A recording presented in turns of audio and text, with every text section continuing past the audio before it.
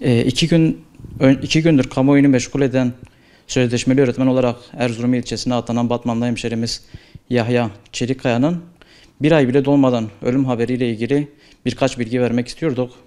Yahya kendisinin avukatıyım. Kendisi Van 100. Yıl Sınıf Öğretmenliği bölümünü bitirdikten sonra 2017 yılında sözleşmeli öğretmen olarak Erzurum ilçesi Yeni Tekman ilçesine ataması yapılıyor. Ataması yapıldıktan kısa bir süre sonra güvenlik soruşturması olumsuz geldiği için ataması iptal ediliyor.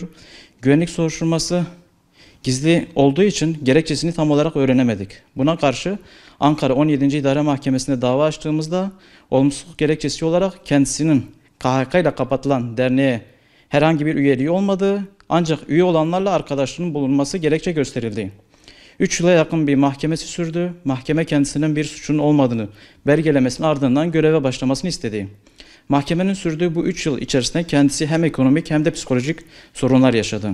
3 yıllık psikolojik bir süreçten sonra yaşadığı mağduriyetin ardından göreve başlamak için yaklaşık bir ay önce kendisi Erzurum'a giderek görevine başladı. 2 gün önce kalp krizi sebebiyle vefat ettiğini öğrendik. Bu da bizi derinden etkiledi.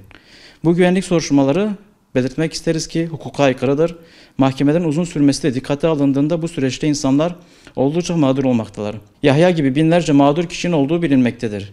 Yahya gibi insanların daha fazla mağduriyet yaşamamaları için güvenlik soruşturmalarının kaldırılmasını umuyoruz. Bu süreçte yetkililere de çağrımız da Yahya gibi insanların Yahya gibi ölümlerin daha fazla yaşanmaması için güvenlik soruşturmalarının kaldırılmasını talep ediyoruz.